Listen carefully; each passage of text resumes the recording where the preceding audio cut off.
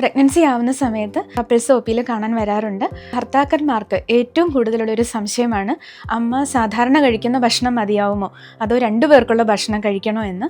അതിലൊരു വാസ്തവവുമില്ല. Pregnancy പീരീഡിനെ 3 trimester ആയിട്ടാണ് തരംതിരിച്ചിരിക്കുന്നത്. First trimester ആദ്യത്തെ 3 മാസമാണ്.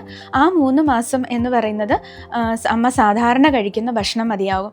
ആ സമയത്ത് നമുക്ക് നെഞ്ചരിച്ചിൽ, ഗ്യാസിൻ്റെ പ്രശ്നം ഉണ്ടാവുക, ഛർദിലുണ്ടാവുക, അങ്ങനെ പല പല പ്രശ്നങ്ങളിൽ കൂടെ കടന്നു പോകുന്ന ഒരു സ്റ്റേജാണ് അവരുടെ. അപ്പോൾ അവരെ എക്സ്ട്രാ ഭക്ഷണം കഴിപ്പിക്കേണ്ട യാതൊരു ആവശ്യവുമില്ല. ദഹിക്കുന്ന ഭക്ഷണം കഴിക്കുന്നതാണ് ഏറ്റവും നല്ലത്. പിന്നെ 2 മണിക്കൂർ ഇടവിട്ട് എന്തെങ്കിലും കുറച്ച് ഭക്ഷണം കഴിക്കുന്നത് നമ്മുടെ ഹൈഡ്രോക്ലോറിക് ആസിഡ് ന്യൂട്രലൈസ് ചെയ്യാൻ സാധിക്കും. സെക്കൻഡ് ട്രൈമസ്റ്ററിൽ അമ്മ സാധാരണ കഴിക്കുന്ന ഭക്ഷണത്തിൻ്റെ കൂടെ ഒരു 300 കാലറി എക്സ്ട്രാ കഴിക്കേണ്ടതാണ്.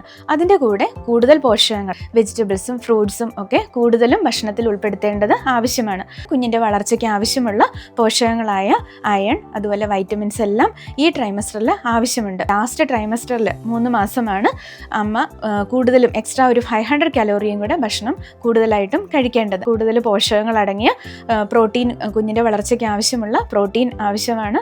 അതുപോലെ വൈറ്റമിൻസും മിനറൽസും എല്ലാം ഈ ട്രൈമസ്റ്ററിലാണ് കൂടുതലും ആവശ്യമുള്ളത്. ഗർഭസ്ഥാവസ്ഥയിലുള്ള ഭക്ഷണ രീതികളെ പറ്റി കൂടുതൽ അറിയണമെന്നുണ്ടെങ്കിൽ നിങ്ങളുടെ ഡോക്ടറുമായി സംസാരിക്കുക.